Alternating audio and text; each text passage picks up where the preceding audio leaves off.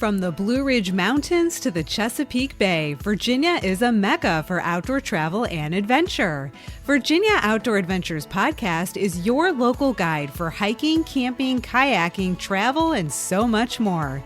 Get the information and the inspiration to plan your own adventure right here in Virginia.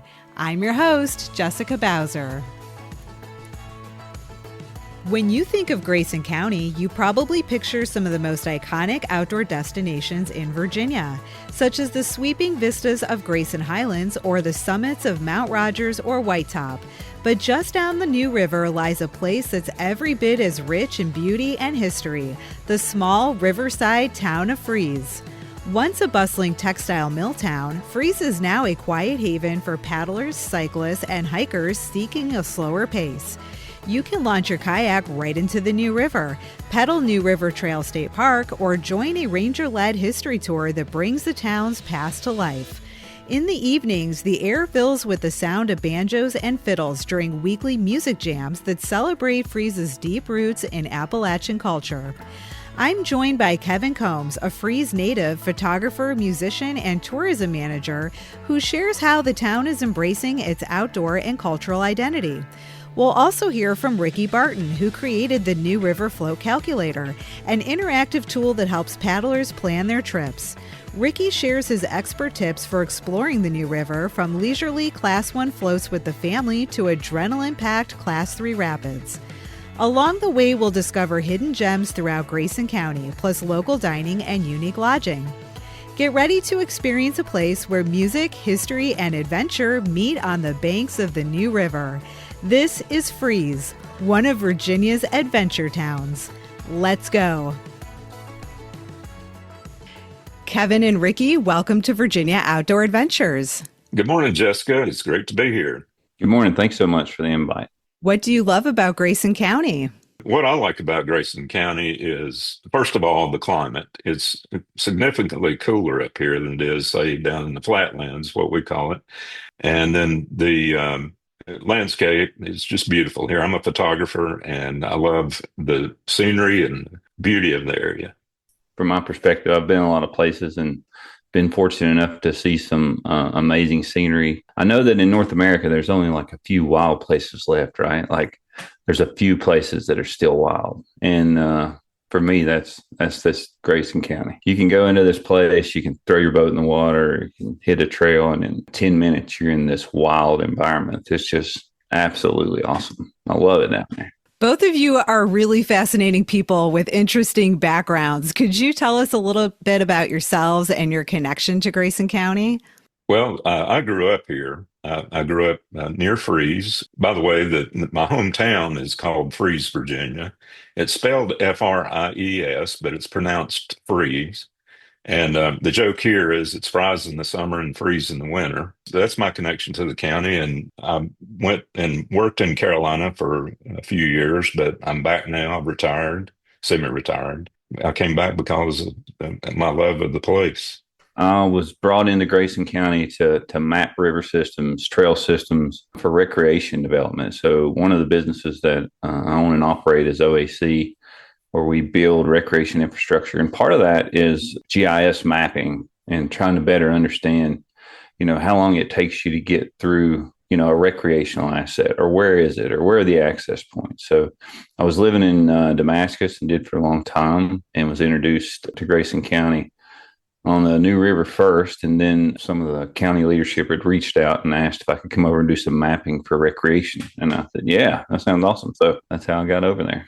Let's start with what people might already know. Grayson County is packed with iconic outdoor destinations. Kevin, when people hear names like Grayson Highlands, Mount Rogers, the Virginia Creeper Trail, what do you think draws them to the region?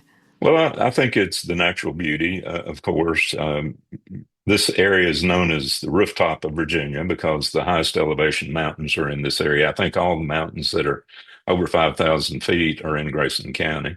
So they think of the Highlands. They may think of the music, definitely the recreational opportunities such as the New River, Grayson Highlands State Park, and hiking, horseback riding. How do these iconic places shape people's impressions of the area? Do you think that they capture the full story of Grayson County's outdoor opportunities? No, I don't. There are many more opportunities that are available other than what we've mentioned so far, such as bouldering, for example. I didn't even know that was a thing until recently, but the bouldering sport, there's some sites in Grayson Highlands Park. Actually, Grayson Highlands has gotten really popular for bouldering. I'm pretty sure that there's a club that goes there quite frequently. And fishing is a big thing here, especially in Freeze or along the New River. We have muskies, walleye, catfish, smallmouth bass. So there are a variety of recreational opportunities in the area. So, Kevin, like you were saying, so many people come to Grayson County for the mountains, for the high elevations, the views, the really unique landscape. But just a few miles away, there's a whole other kind of adventure waiting on the New River. So we are going to talk in this episode about the town of Freeze, because I feel like so many people are already familiar with the iconic locations around Grayson County. But the town of Freeze offers so much for outdoor adventurers, and these are the lesser known places. So for people who are already visiting Grayson County, who are already thinking about the iconic locations, this is a good bit of information to add to their itinerary, things that they don't want to miss in and around Freeze.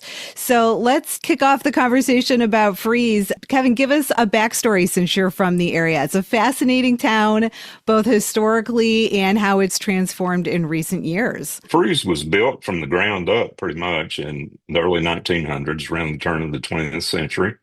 An entrepreneur from Winston-Salem by the name of Colonel Francis Henry Freeze founded the town, and he built it by spending $2 million, which is hard to believe, but that was for the town, a dam, and a textile factory. In today's dollars, that'd be about $80 million, but still, that was quite inexpensive. But at the time, houses were built with very little comfort, not much insulation, that type of thing. But anyway, the town was built at that time, and it ran a textile factory. The dam powered the textile factory, first by hydromechanical power and then later by hydroelectric. The mill competed very well up until the late 1980s, and then imports from other countries ran it out of business.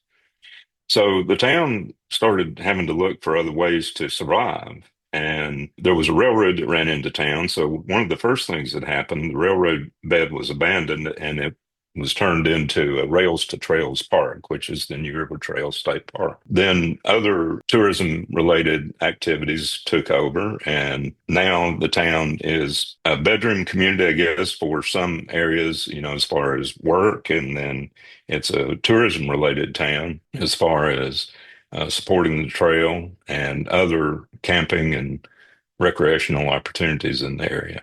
Kevin, when I visited Freeze, you took me on a tour of the town, and it's adorable, first of all. But also, we were standing at the place where one of the old train station depots used to be. From there, we could see the dam really well. And the dam is one of the first things that you see when you come into town. And it's big, it's bold, it's there, it's in your face. If somebody doesn't know the history of the dam, I think they might drive right past it and not think too much of it. But understanding the history of the town kind of helps us make those connections with the outdoors as well, because isn't that part of the New River? Yeah, water below and above is the New River. The New River pretty much drains out of Grayson County here in Freeze. Yeah, so it was really interesting. And you were also showing me the landscape where the tracks used to actually run. Now there's nothing there. It's just flat, but you can see where a train had come through. And you also were showing me the houses that people were living in and who worked in the mill and the routes that they took to get down to the mill. And it's a really great tour because it gets you familiar with the town and it gets you looking around and seeing things in a different way. Yeah, and well, we were at the depot, it was a passenger depot at the time. It was torn down in the 60s, but we'd built an open air shelter there since then, which it is a recreational spot itself in that we have concerts there. But the depot was where a fellow by the name of Henry Whitter boarded the train, most likely to go to New York City in the 20s. Whitter was a musician, And he was convinced that record producers of the time needed to hear about the country music at the time. That's what it was, folk music. He went to New York and recorded a few songs, but then the record producer that recorded them just kind of put them on the shelf until a year later, a guy down in Georgia named Fiddlin' John Carson released a record that really caught on. So all the record producers in New York went scrambling to try to find something similar to that. And the producer that had recorded Whitter remembered, well, I have this guy from Virginia in my records, and let's see what he sounded like. So they liked it. They called Whitter back. They called some of his friends back and started releasing these types of recordings. The rural music was really taking off at that time. That resulted years later in what was known as the Bristol sessions. Producers came down from New York again, recorded people in Bristol, and among those people were the Carter family, which a lot of people know. And that was the beginnings of country music.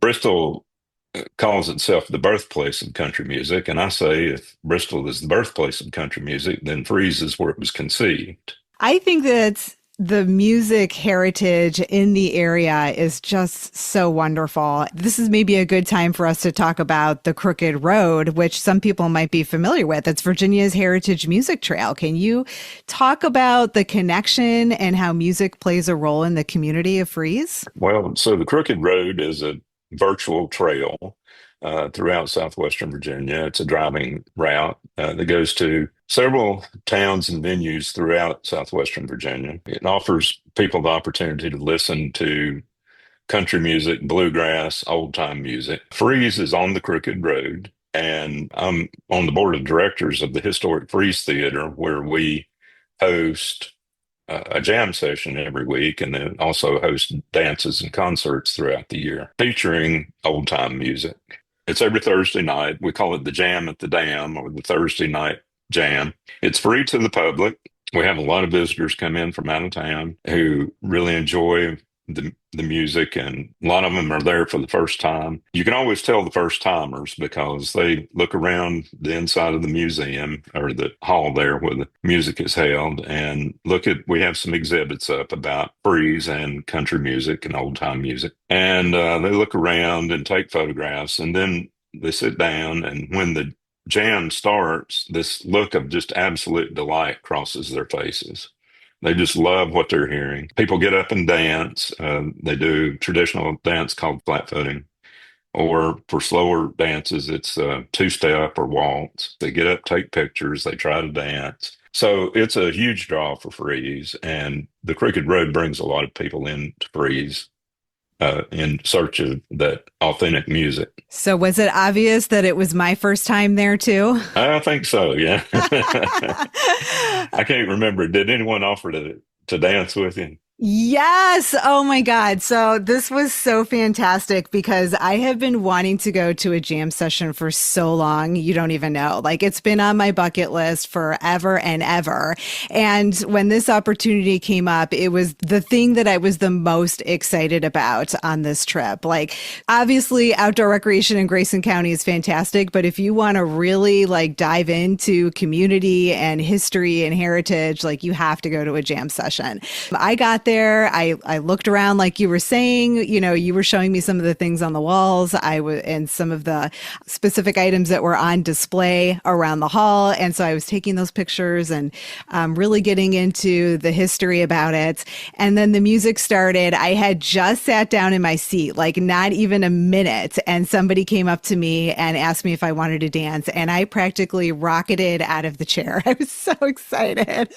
I couldn't wait. And I told him I didn't know what I was doing. I'm like, I've never done this before. He said, no problem. I'm going to teach you. And it was a simple two-step. So it was really easy. And I was just so thrilled to actually be participating and not just sitting there, because it is a really exciting opportunity and it's so much fun. And I just wanted to have the full experience. So I was grateful that gentleman came up to me and asked me to dance. Freeze and Grayson County are well known for recreational opportunities, outdoor recreation, and that's why we're here today. But jam sessions like the one in Freeze offer the opportunity to talk to local folks and see, what is on their minds and get a glimpse of true Appalachian culture. At the jam session, we have a good mix. It's about half regulars and half visitors every week. So it's just a good mix of people and a good way to talk to people and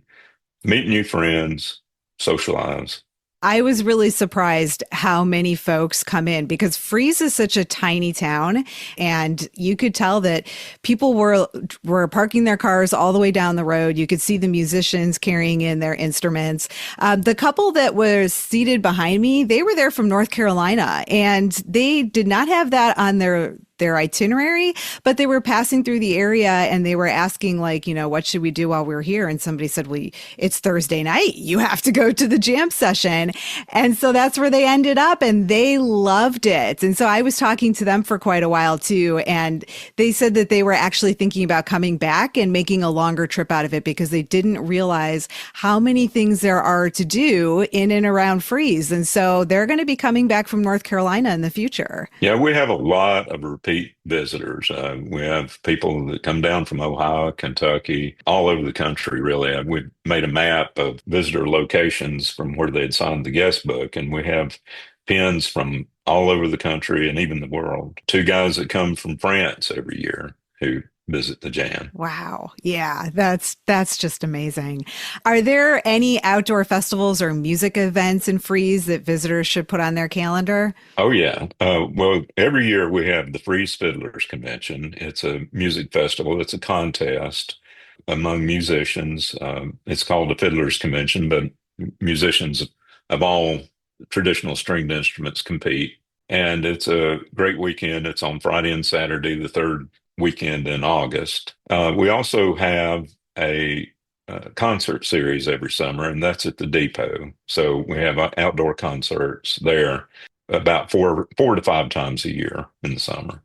And indoors, we have concerts other than the jam sessions as well at the theater. Okay, so people should add those things to their calendar. And also, I believe that the Crooked Road has its own website with locations and events. Is that right? That is correct. Crooked Road, I'm not sure how many, but I think it's close to 100 venues in southwestern Virginia that offer music. And then our website for the town of Freeze, freezeva.com, has a calendar which shows the different music events that we have during the year. Fall is here, and Virginia state parks are calling your name. Experience the breathtaking beauty of autumn with vibrant foliage, crisp air, and endless outdoor activities. From hiking through Golden Forest to cozying up by a campfire, there's no better place to enjoy the season. Capture the magic of fall with family and friends in a stunning state park. From the shores of the Atlantic Ocean and Chesapeake Bay to the Blue Ridge Mountains and Cumberland Gap, adventure is never far away. Start planning your adventure by tapping on Virginia State Parks in your show notes or by visiting virginiastateparks.gov. Before we dive into the lesser-known gems, where is a good place for adventurers to begin their visit to Grayson County? Well, the 1908 courthouse in Independence is a great place to start out. It's pretty much in the middle of the county. The Grayson County Tourism Office is in that building, so they can answer questions, give you suggestions. They have literature about the county. Good place to start. The Grayson County Historical Society is also housed there, and also there are exhibits about the history of Grayson. A lot of information there. There are occasional concerts at the courthouse as well. There's a jam session on Wednesday nights, and I was at a show over the weekend on Sunday. Legends of Grayson, which is a local promoter group, had a free concert honoring a musician from Grayson County, and it was standing room only. Great concert, great local musicians. That's a good place to start. When I pulled up to the front of it, I was impressed right away. It is a very cool building. And then you go inside and the displays are excellent. There's a dress in there that Eleanor Roosevelt wore when she visited the county. I think she went up to Whitetop and attended a music festival up there, in fact. That's right. And they have the dress that she had on display. So I think that's really cool. And yeah, you can go upstairs and you can see where they do performances. It's like a little theater, and there's beautiful stained glass, above the doors. So I would encourage everybody to start there, because that's a stop on your tour in and of itself. But then you can get all the information that you need about what you want to visit in Grayson County. Okay, so let's dig into some of the outdoor spots that maybe people don't know about. What are some of the lesser known places in and around Freeze that deserve more attention? Probably the New River Trail would be top on my list. It's a great place to start out. It's an easy trail. It's a rails to trails trail, so the grade is pretty shallow, not difficult at all. It passes you by some of the best scenery on the New River, I think. You can walk it, you can make a long hike out of it, you can bicycle it, you can go on horseback. It's about 57 miles. And just a couple of miles are in Grayson County, but Freeze is a good place to start. Also, with the New River Trail State Park, we have just had a bicycle repair station installed by a private group, Friends of the New River Trail, and a hydration station. So if you come to Freeze and you need to do some repair work on your bike, there's this bicycle repair station, and you can fill your water bottle before you start out. I mentioned fishing. Fishing is a wonderful sport here. We have smallmouth, walleyes, muskie, several other varieties of fish, stocked trout streams nearby. Kayaking, tubing. Tubing is a wonderful way. We have a boat ramp here in Freeze and a canoe rental place nearby that it's a good place to take the family out on the river and just spend a lazy couple, 3 hours going down the river.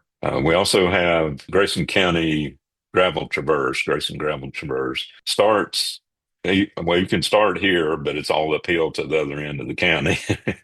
Or you can start in up around the western part of the county, Mount Rogers area. It's a virtual trail. Follow various roads throughout the county. Most of them are gravel. There's a couple of miles of paved roads, but that's a bicycle trail that you can follow. It's about 100 miles, I believe. And I would say for the bicyclist, it would be the more experienced bicyclist that would want to use that part or that trail. But it's a good drive too. It's a good way to see the whole county from one end to the other. Either ends or begins in Freeze, whichever way you want to say it. I was looking at a map of it. In fact, I have it in front of me right now, and it's huge. I actually think it's 72 miles or something like that, but it goes around Grayson County in a loop. You basically hit a lot of really beautiful spots along the way, but it follows roads mostly, which is why it's called the Grayson Gravel Traverse, because I think a gravel bike would be what's best suited for that trail, right? Yeah, I think so. I think a more experienced bicyclist would be more comfortable on that trail. And the other thing about it is if you pick up one of these pamphlets at the historic courthouse, when you first arrive in Grayson, this pamphlet, not only does it give you a map, but it gives you places that you can stay along the way. And that could be either hotels, it could be unique lodging, it could be camping. So you can bike pack this trail too, if you want, or you can go section by section. So they've got these itineraries laid out for people, maybe 2 days, 3 days, even more days than that, depending on, how many miles you want to ride a day. And it actually tells you, how many miles you would need to ride each day to do these different itineraries that they have. So you can, by your experience level, decide where you want to go and for how long and where to stay, and also places to refuel, like where to eat, where to stock up on gear. So really all the information is here. If you're a cyclist and you're into this, this is a thing. I really think this is something that people should look into. I think camping, you touched on camping. Camping is a huge thing in this area as well. If you're in an RV, Freeze New River Trail RV Park here in Freeze is a good place to go. Beautiful little campground. It's right in the middle of Freeze, but you feel like you're in the wilderness when you get into the campground. There's primitive camping all over in the Mount Rogers National Recreational Area. The New River Trail has some primitive camping spots along the trail. So there are really hundreds of campsites in the area. Oh, you know what I forgot to mention? There is a ranger-led program from New River Trail State Park. It is a historical walking tour of the town of Fries, and it happens on Thursdays before the jam session. Not every Thursday, but a lot of Thursdays. So if you wanted to get your own walking tour with a park ranger of Fries, and then they drop you off at the jam session at the end, like you just need to go onto the park's website and sign up for that. I did the tour. I was really grateful that the ranger met up with me and took me around, and they have pictures that they show you. They have other information that they bring along. So it's a interesting way to learn about the history of the mill, the houses, the restaurants, the river. There's a lot. And then, of course, the music, too. So the whole idea is to sort of set the stage for what Fries is all about before they drop you off at the jam session. That's correct. And they do a great job with that tour. There's a lot of history to Fries, and it's really helps you appreciate the town when you know the history of the town, when you understand why the houses all are built in a similar manner, or why you see sidewalk stairs going up the side of the hill. Are there any other lesser known locations that you want to mention? Going outside of Fries, there are opportunities all over the county. Powerhouse Falls, for example, is a great place to just a little pocket park, really. It's near Independence. It was actually, I think, a private power provider for parts of Independence at one time. But there are some falls there, just beautiful. Several years ago, I just turned 60, and I was outside. It was like 15 degrees that day, and I'm a photographer. I was climbing all over these rocks, 15 degrees, freezing to death. I mean, just freezing cold. And I thought, if I slip here, nobody knows where I am. That's probably not too wise. So I started trying to be a little more careful about the locations I chose. But it's a beautiful spot for photography, for picnicking, just spend a little time with the family. The holidays are nearly here, and I've got the perfect gifts for the adventurers in your life, or maybe for yourself. Check out my exclusive holiday merch collection featuring cozy hoodies, insulated mugs, warm beanies, and custom gear you won't find anywhere else. Whether you're curling up with your favorite episode or showing off your fandom on the go, the merch store has something special just for you. Your purchase will support the podcast, enabling me to produce more adventure-packed episodes. Shop now by clicking on Virginia Outdoor Adventures merch store in the show notes of your listening app. Hurry, orders must be placed by December 10th for holiday delivery. Anything else you'd like to add? Rugby Creek Animal Farm is a farm up in the western end of the county. It's near Grayson Highlands State Park in the community of Rugby. It's a rescue ranch. They have animals there who have been brought in. One of them is Fabio, is a very famous pony that was at Grayson Highlands Park. And they also have lodging opportunities there. So it's well worth the visit. Beautiful little place. I didn't realize that Fabio was living there now. And he is such a cute little old man. He's all wrinkled, like his arms and legs are wrinkled, his snout's wrinkled. He's so cute. And so I got to see Fabio, which was really exciting. And it was really funny because I was trying to take a selfie with, Grayson County's biggest celebrity. And this other pony came and photobombed us. And so I've got this series of photos where it's me holding up the phone and Fabio's behind me. And then here's this pony head getting closer and closer to me and then sniffing my face. And I'm cackling and laughing through the whole thing. It was really cute. But the other thing that's really fun about it is that there are lots of animals in this location. There are other horses. There's a mini pony. He's like 30 something years old. I think he's all white. He's beautiful. Then they have a litter of puppies. There were potbelly pigs. There were geese running around, cows. I'm trying to think of what else because there was so much. I mean, there's chickens, just animals from all over the place, and they're all living their best lives. And you can walk around and visit the animals. I don't think you can go inside the pens or anything like that, but you can get pretty close. And it's a great experience for the kids, especially. But the other unique thing is they've got lodging all over the property. property, and there's tiny houses, there's little cabins. Then there's this really gorgeous cabin I got to tour up on top of the mountain. You get views of all the mountains and the valleys in front of you. You can actually see Grayson Highlands State Park. The cabin itself is luxurious. It's absolutely beautiful. I think when I go back, that might be a place that I'm going to be staying. But the other nice thing is when you stay there, the proceeds go back to the animal farm, to the rescue farm. So you're helping to support the rescue efforts when you stay there. So it's very unique. I think that's something that I would like to experience the next time that I'm in Grayson. Going back to Fabio, just one other thing. The reason he's called Fabio, or the reason he's such a celebrity, is he has this mane of golden hair. He's just very unusual, very striking pony. People just have fallen in love with him. Yeah, we probably should have said that. I guess I just assumed everybody knows Fabio. But maybe not. Yeah, he's very dark. He's a very dark brown. And then his mane, you said it's golden. It almost looks white sometimes. So it's that striking difference between the two. And also, like, let's be honest, some people go up to Grayson Highlands State Park just to see the ponies, which is not the reason to go to Grayson Highlands State Park. That park offers access to Mount Rogers. There's backpacking opportunities. There's waterfalls in the park. There's bouldering, like you mentioned. Fantastic hiking. The scenery is gorgeous.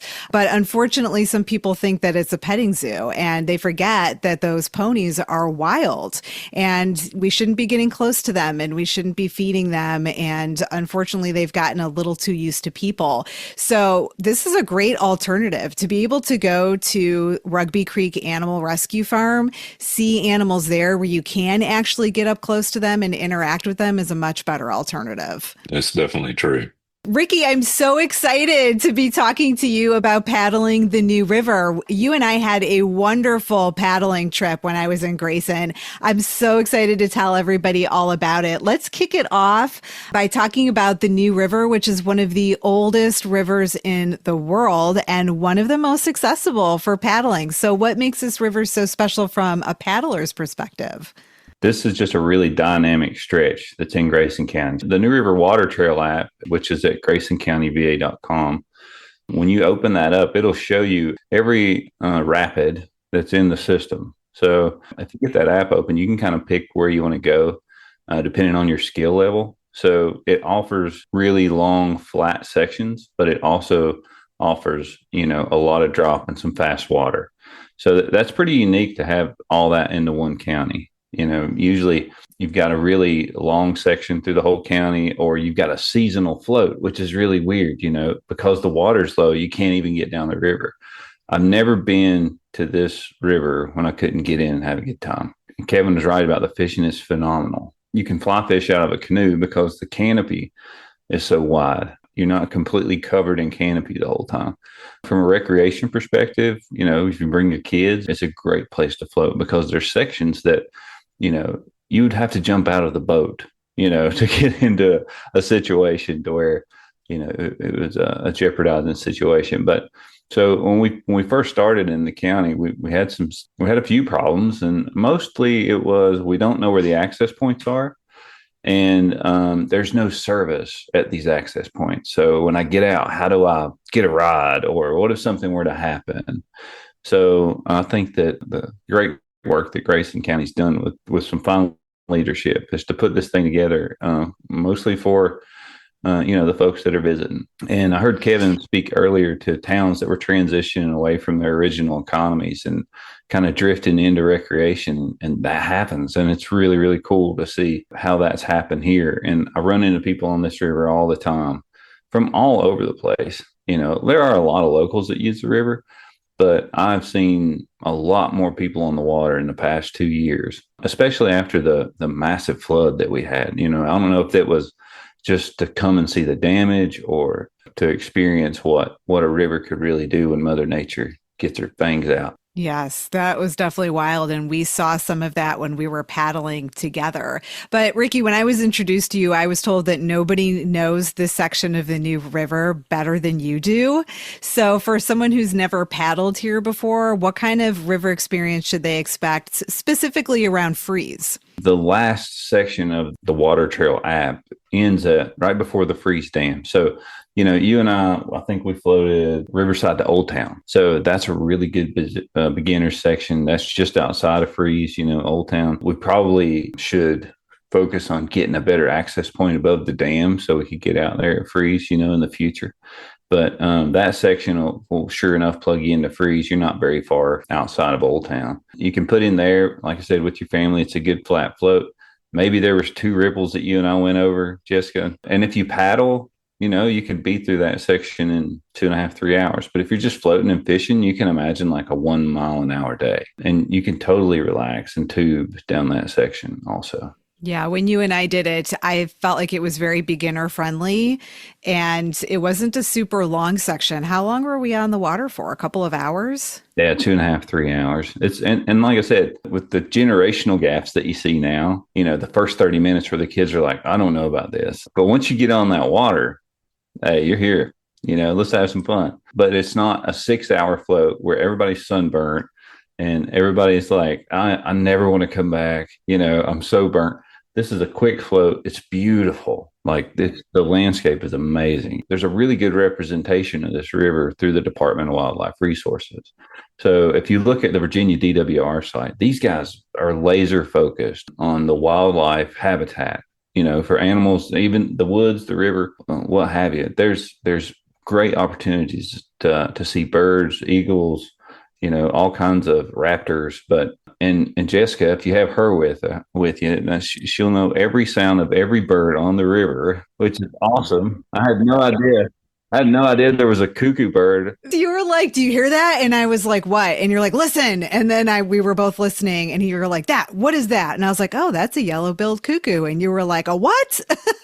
That is so cool. And, you get that peace and that really unique opportunity to just be still, be quiet in a wild, beautiful place. I mean, it's so awesome and you're going to love it. I just know it.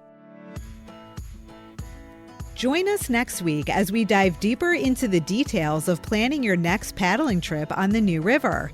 You'll also hear recommendations for lodging and dining to round out your visit to Grayson County. Virginia Outdoor Adventures is inspired by and supported by listeners like you, which is why your messages and feedback mean so much to me. You can text me directly by clicking on Send Jessica a Text Message in your show notes. I answer questions, respond to comments, and share your feedback on the show. Never miss a new episode. Sign up for my email newsletter and receive my listener resource guide with the top podcast episodes, a Virginia Outdoor bucket list, and exclusive brand discounts for my listeners. Click on newsletter sign up in your show notes or visit virginiaoutdooradventures.com. Thanks for listening. Until next time, adventure on.